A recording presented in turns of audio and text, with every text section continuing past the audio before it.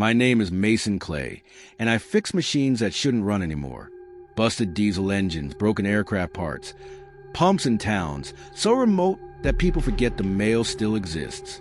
I'm good at what I do. Get in, get paid, get out. No drama, no entanglements. My rule's simple. Lena, my girlfriend, rides with me sometimes. She's a freelance photographer with a soft spot for abandoned places. Her eyes always light up when we drive by old towns and dilapidated buildings. She has a talent for capturing moments that most people overlook. Haunting stills of forgotten spaces. It's a passion of hers. It's how we ended up on Highway 50 in the Nevada desert, stranded at midnight with the fuel needle hovering dangerously on empty. We passed a gas station 2 hours back, but I figured we could make the next one. I was wrong. The engine sputtered. I cursed under my breath as the vehicle ground to a halt. Somewhere between nowhere and oblivion, the car wouldn't start again. I slapped the steering wheel, frustration building. "You've got to be kidding me," I muttered. Lena pulled out her phone. No signal. Of course. We got out of the car, the silence so thick that it felt like the world had stopped spinning. The desert stretched endlessly in every direction, black and vast. The stars smeared across the sky like spilled ink. The air was still, and the road behind us was a ribbon of darkness that seemed to lead into eternity. A flicker of light appeared on the horizon, faint and trembling. "You see that?" Lena asked, squinting toward it. I nodded, unsure what I was seeing. It wasn't headlights, though. It was something else, a lantern, swaying slightly in the distance. A figure emerged from the darkness, limping toward us, his wide-brimmed hat low over his face. His gait was slow, deliberate. I couldn't make out his features, but his presence was undeniable.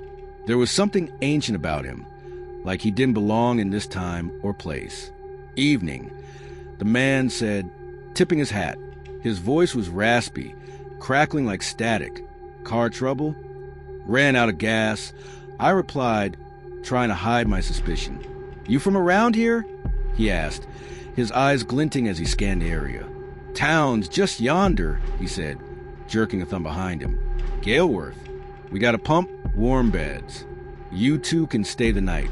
Be on your way by morning." We exchanged a glance. Lena was curious.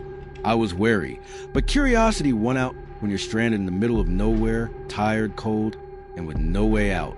We followed him down a gravel path, the light from his lantern flickering as we moved. The town ahead glowed a soft orange, like the warm light of old gas lamps, casting long shadows. It looked like something out of another era, a town frozen in time. The buildings were old, with faded clapboard walls, false fronts, and swinging saloon doors. It felt like we had stumbled into a ghost town, yet the people, if they could even be called that, greeted us like we were long-lost relatives. One man boomed, "New blood," while a woman in a gingham dress handed us lemonade, her smile just a bit too stiff. They led us to a boarding house with a crooked sign that read Crescent Inn since 1902.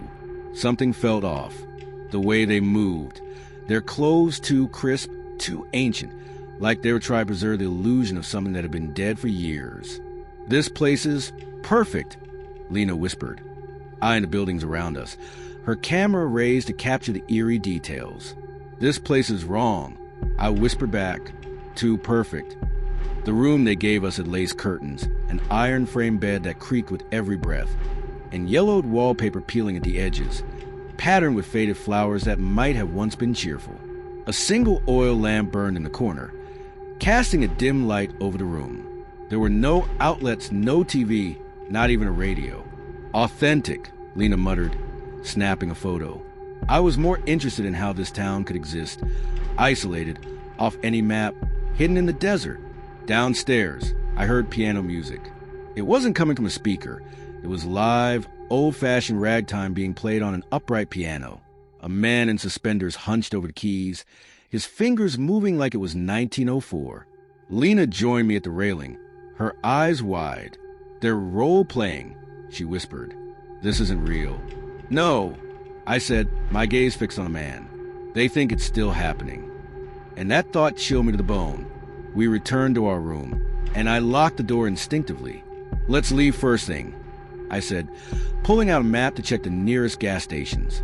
We'll find gas, get back on the road. But sleep didn't come easily. At around 2 a.m., I woke to hushed voices outside our window. Lena stirred beside me, her eyes flicking to the curtain. We looked outside. The townsfolk had gathered in the square, facing the old mine at the edge of town. Someone was singing an old hymn, low, mournful, and dragging on the air.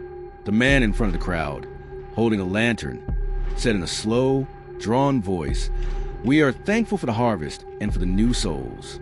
May they join us in eternal duty." The rest of them echoed the chant, "Eternal duty." Then there was a long silence. All of them turned in unison and looked directly at our window. Their eyes were cold, vacant. Lena grabbed my arm. "We need to leave. Now." I nodded. We grabbed our things and crept down the stairs. But when we reached the front door, it was gone. A seamless wall had replaced it, painted to match the rest of the hallway. No door, no escape. "They don't want us to leave," Lena whispered, her face pale. "Mason, what is this place?" I didn't have an answer. I just knew that whatever it was far worse than we could have imagined. We stumbled to the boarding house, searching for another exit. Every window was sealed. The back door led to a bricked-up alley.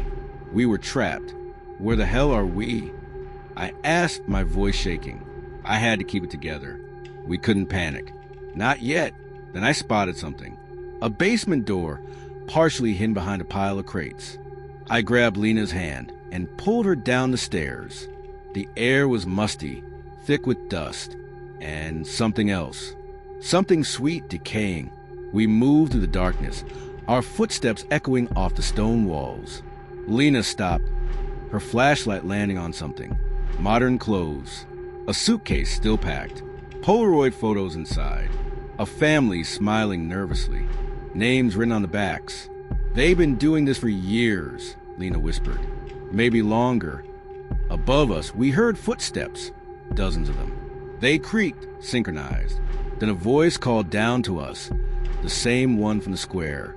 "Guests, come join us. The morning service awaits." I didn't hesitate. I grabbed Lena's hand and ran. We found a tunnel, narrow, winding, leading deeper underground. It smelled like rot, like death. I could hear Lena's breathing quicken as we sprinted, our flashlights flickering in the damp air. The tunnel twisted down, colder the further we went. And then I turned a corner, and there she was, Lena, but not Lena. Her face was wrong. Her eyes were clouded, her expression distant.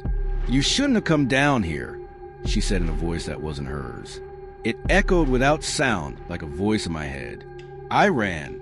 I didn't care if the tunnel collapsed. I just ran. I finally stumbled into a cavern, a vast, hollow space with rusted mining carts and broken equipment scattered around. At the center of it all, tied to a wooden beam, was Lena. Her head hung low, her body limp. "Lena!" I shouted, rushing to her. She stirred, her eyes flickering open. "Thank God," I said, pulling her free. "They're trapped here," she whispered, her voice barely a breath.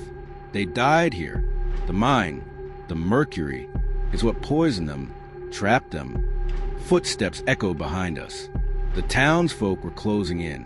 They were everywhere, shambling toward us with vacant eyes. "We need to end this," Lena said. "This is where they stay." I grabbed some dynamite, rushed to the tunnel entrance, and lit the fuse. "You want to be remembered?" I shouted. "Try this." The explosion tore through the cavern, collapsing the tunnel, swallowing the town whole. Galeworth, gone. Everything buried under tons of rock and rubble. "Lena!" And I crawled out into the light. As the dust settled, I looked around. The town was gone, and we were free.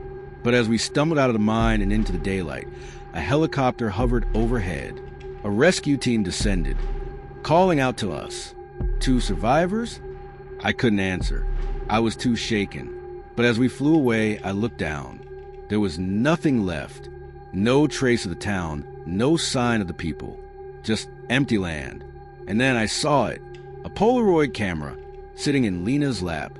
It clicked, and the photo developed slowly, a faded image of Galeworth in daylight. Us standing at the edge of the town, watching, and behind us, watching from the shadows of the saloon porch, were the miners, still smiling, still waiting. I flipped the photo over and wrote one word on the back: close. Then I burned it. Some memories don't need proof. They need to stay buried.